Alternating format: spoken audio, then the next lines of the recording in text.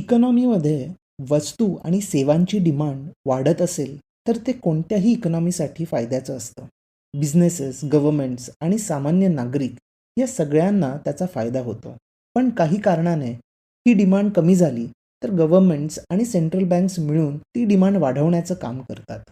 पण ह्यात इतर प्रॉब्लेम्स येऊ शकतात, ज्याने डिमांड वाढण्याऐवजी कमी होऊन आर्थिक संकटाची भीती निर्माण होऊ शकते. चायना सध्या एका मोठ्या आर्थिक संकटाच्या समोर उभा आहे. व्याजदर कमी असले की कर्ज घेणं सोपं होतं. पण चायनामध्ये तसं दिसत नाहीये.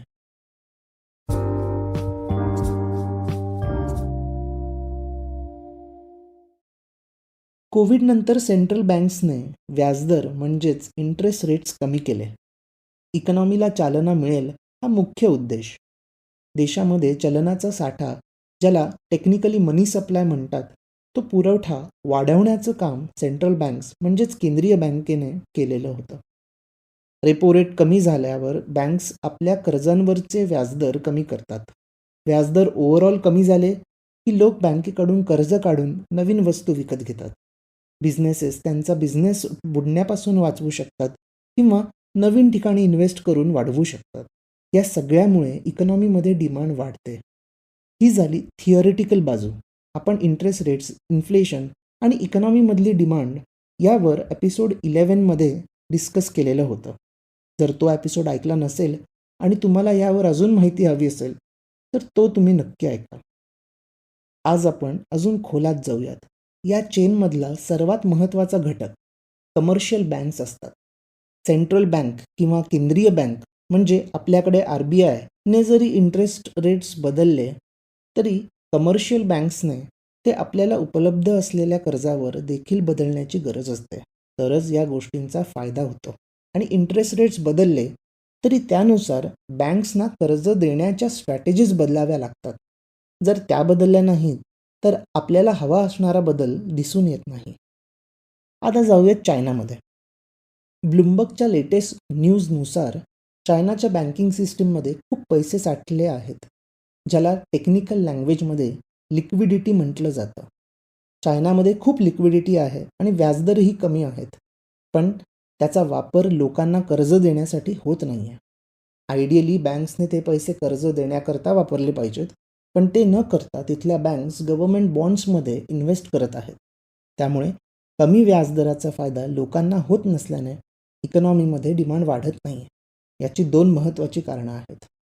एक, चायनामधली झिरो कोविड पॉलिसी. चायनाने सुरुवातीपासून ही पॉलिसी राबवली होती.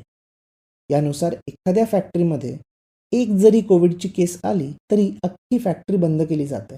त्यांचे लॉकडाऊन्सचे नियम अजूनही खूप स्ट्रिक्ट आहेत, ज्यामुळे जरी व्याजदर कमी असले तरी लोकांमध्ये किंवा बिझनेसेसमध्ये कर्ज घेण्याबद्दल उत्सुकता नाही आहे. दुसरं कारण असं की चायनाच्या रिअल इस्टेट सेक्टरमध्ये सध्या क्रायसिस सिच्युएशन आहे. तुम्हाला आठवत असेल, मागच्या वर्षी चायनीज गव्हर्नमेंटने तिथल्या सर्वात मोठ्या हाऊसिंग डेव्हलपर एव्हरग्रँड कंपनीच्या विरुद्ध काही कारवाया सुरू केल्या होत्या. एव्हरग्रँड ही चायनामधली सर्वाधिक कर्ज घेणारी कंपनी आहे. त्या कंपनीने $300 मिलियन इतकं कर्ज घेतलं होतं. गव्हर्नमेंटच्या कारवायांमुळे आणि काही इतर गोष्टींमुळे त्यांना त्या कर्जाची परतफेड करता येत नाही आहे. एव्हरग्रँडवर बऱ्याच रिअल इस्टेट आणि इतर सेक्टर्समधल्या कंपनीज अवलंबून आहेत आणि त्यामुळे जर ती बुडाली तर त्याचा डॉमिनो इफेक्ट अख्ख्या इकॉनॉमीवर आपल्याला दिसणार आहे. त्यामुळे चायनामधलं प्रॉपर्टी मार्केट सध्या थंड आहे, ज्याचा इम्पॅक्ट अख्ख्या इकॉनॉमीवर ऑलरेडी पडत आहे. कन्स्ट्रक्शन आणि प्रॉपर्टी सेक्टर हे चायनीज इकॉनॉमीचे सर्वात मोठे भाग आहेत. त्यावर चायनाची 25% GDP अवलंबून आहे. मागच्याच आठवड्यात असा एक रिपोर्ट समोर आला की 91 सिटीजमध्ये लोकांनी हाऊसिंग लोनवरचे EMIs रिपे करणं टाळलं आहे, कारण अंदाजे 300 डेव्हलपर्सनी त्यांना वेळेत घरं बांधून दिली नाही आहेत. लोकांनी जर कर्जाचे हफ्ते असेच चुकवले तर बँकिंग सेक्टरमधले NPA म्हणजे नॉन परफॉर्मिंग असेट्स वाढतील, ज्यामुळे बँकिंग सेक्टरमधला तणाव वाढेल. चायनातल्या बँक्सने एकूण $9.2 ट्रिलियन इतकं कर्ज डेव्हलपर्स आणि ग्राहकांना मिळवून दिलेलं आहे. जर रिअल इस्टेट सेक्टरमध्ये थोडा जरी प्रॉब्लेम वाढला तर त्यांच्या बँक्सना याचा खूप मोठा फटका बसणार आहे.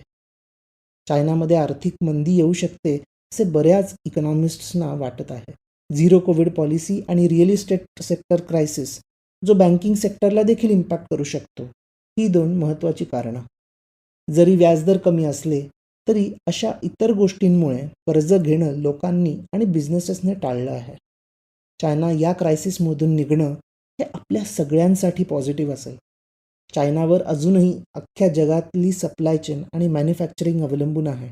त्यामुळे तो आर्थिक मंदीत गेला तर त्याचा परिणाम जागतिक पातळीवर आपल्याला दिसेल. शी जिनपिंग हे 2 वेळा अध्यक्ष झालेले आहेत. त्यांना आता 3री टर्म मिळावी यासाठी ते ऑक्टोबरमध्ये त्यांच्या पार्टीकडे प्रस्ताव मांडणार आहेत.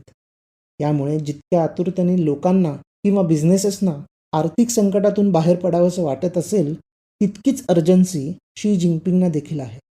कम्युनिस्ट पार्टीच्या आयडिओलॉजीनुसार प्रॉपर्टी मार्केट स्थिर असणं हे समाज स्थिर असण्याचं प्रतीक आहे. त्यामुळे काही दिवसांमध्येच सरकारकडून रिअल इस्टेट सेक्टरसाठी मोठ्या पॅकेजची घोषणा आपल्याला ऐकायला मिळेल.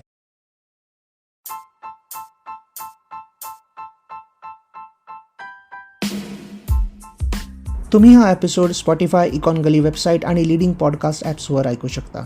मी दर सोमवार, बुधवार आणि शुक्रवार नवीन एपिसोड्स घेऊन येतो. तुमचा फीडबॅक आणि सजेशन्स शो नोट्समध्ये दिलेल्या माझ्या ब्लॉग, लिंक्डइन किंवा ट्विटर अकाउंट्सवरून मला नक्की कळवा.